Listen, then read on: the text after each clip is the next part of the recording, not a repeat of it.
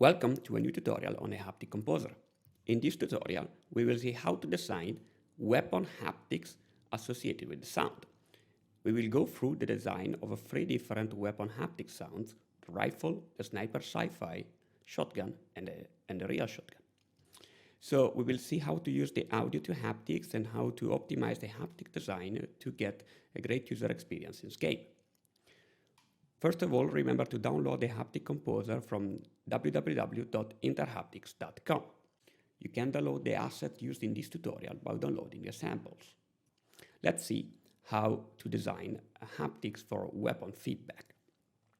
Okay, you open your Haptic Composer. This is your welcome page. We go to the new haptic material. We will call it rifle. So we'll start with that. We'll save it in the tutorial page where my audio is, and we start. So to design the rifle, we add a perception, which is a vibration. We go here, and to start, we start from the audio file to design. Let's import the rifle here. It's a WAV file. We import it. Let's hear the sound. Okay, we can use the onboard tools to extract the haptics from the audio feedback. So at this stage, we can extract first the haptic feedback, the background vibration, and then the transients. As we see, the haptics, the audio file has a much higher intensity at the beginning, so we can enter in our note editor and go to adjust the haptic perception. So what we have to remind, the blue one is the amplitude of vibration of the haptics, the orange one is the frequency, and the yellow one is a transient, which is a shock. Let's hide the frequency for now. So we see that our algorithms picked up an initial transient to generate the initial shock. However, a rifle, it's a really well-defined haptic effect that is recoil with a really long tail that generates these vibrating sounds because they're really strong hit. So we suggest to increase dramatically the first transient and to increase the tail to generate a better feedback. We can go and remove a few keyframes and redesign how we like it. So we can also generate a short amplitude modulated wobble to simulate a sort of the vibration or of the rifle. Let's remove the frequency and redesign it completely. So we remove our keyframe here and we extract the latest two. So let's start with a really high pitch. In this case, let's bring it back to 300 Hertz. It is the maximum for iPhone. And let's start with a keyframe around the maximum frequency to maximize the hit. And we generate a sharp decrease of the frequency toward a lower frequency. And we keep it constant till the end. Add here a keyframe and keep it constant till the end. So in this stage, we have a sharp increased frequency, then higher frequency at the beginning with a hit, and then you drop it down and have a lower, longer tail. We save it. In this stage, we finish the design of our first haptic effect for the rifle. We can send it to the player to test it out. Let's go now to the second design. We call it shotgun. And let's go. As before, we create a vibration, vibrotactile effect. We import an audio, which is the shotgun. And the shotgun is a shorter effect and usually is a much more lower associated to lower rumble effect. So again, let's extract both frequency and amplitude. At this stage, we see that the audio effect with the parameter that we have in the audio settings allow us to generate, to feel a much sharper edges at the beginning. We can go and edit it out. So as before, we probably, our haptics to audio to haptics algorithm picked up too many shocks, we can remove the transients. Let's focus on that so that we can see it. We can add them back later if it's necessary. And also at the beginning, we have a lot of probably unwanted feedback. So we can use multiple transients at the beginning because a shotgun is not a precise hit; it's a messy hit. So it's useful to generate more like a rambly hit and miss effect. So we can use multiple transients also with different amplitude at the beginning to simulate this feeling. And then, and this is shown by these 4 transients at the beginning.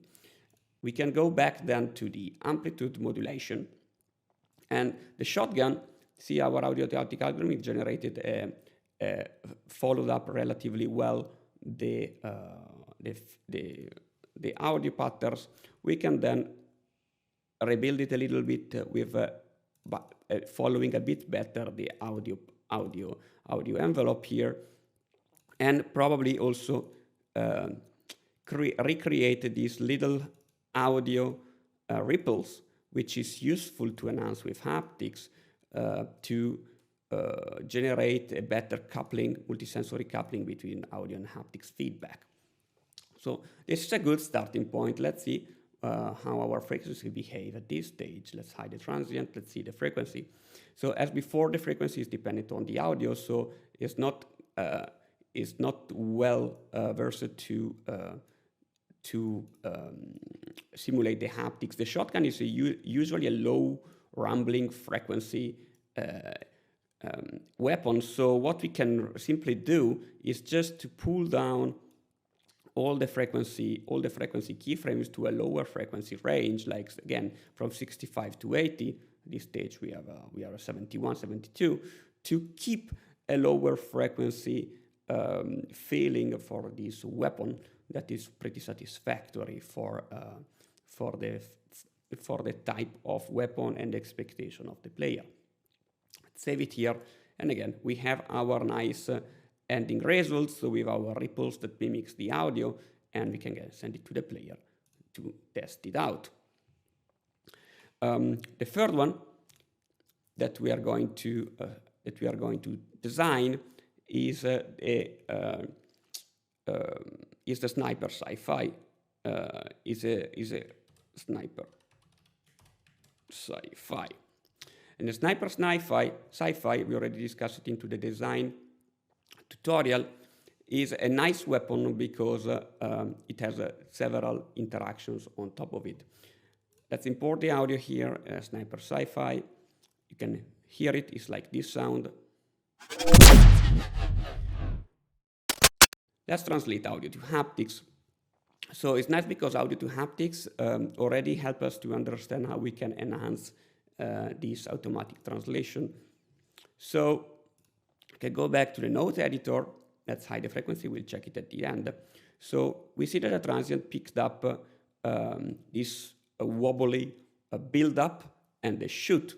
But I think we can definitely enhance it. Let's select one transient, let's add it one here, and let's add a couple of other transient down here the road that enhance this wobbly ssound.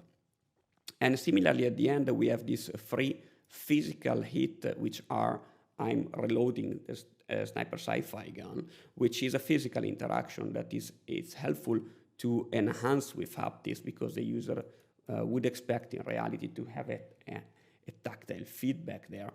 And regarding the vibration amplitude at this stage, what we can do is to enhance this wobbly feeling that generates these build-ups, and we can imagine that there is like a tail of this wobbly feeling on the physical realm that enhances or continues this percept that has been used in the build-up of the audio. So at this stage, we can go, and a little bit the audio already doing that, but we can continue to create this wobbly feeling till almost the end here. So we can simply create like a kind of semi-regular pattern of the haptics where we can generate this feedback. Another thing that is probably useful to do is to probably build up a little bit the crests here to generate, make it a bit more perceptible. And this is definitely regarding your taste as a designer, how you would like these haptics to feel. So there is opportunity to test it with the application, and this is really regarding how you would like it to feel in your game, and you can play with this parameter to give it your own feeling and taste. Let's see the frequency. So again, the frequency here has been driven directly from audio. So at the beginning we have a bit of an artifact here that is a high frequency. Okay. So I feel from this build up, it's interesting to generate also build up in frequency. Let's clean up a little bit keyframes. We can generate a build up in frequency up to, let's remake the limits because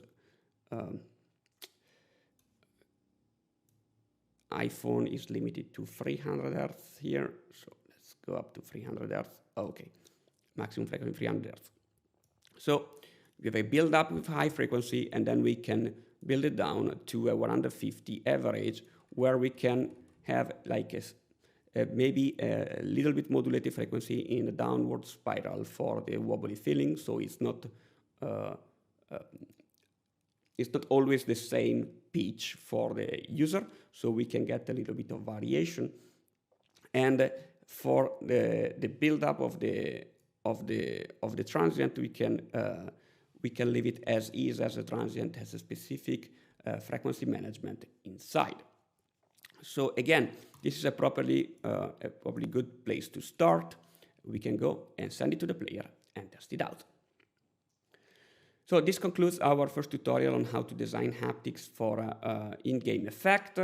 Happy to connect. Please, you can see in the link below our Discord channel, so we can create a nice community and see how we can help you to create a fantastic haptic experience in your games.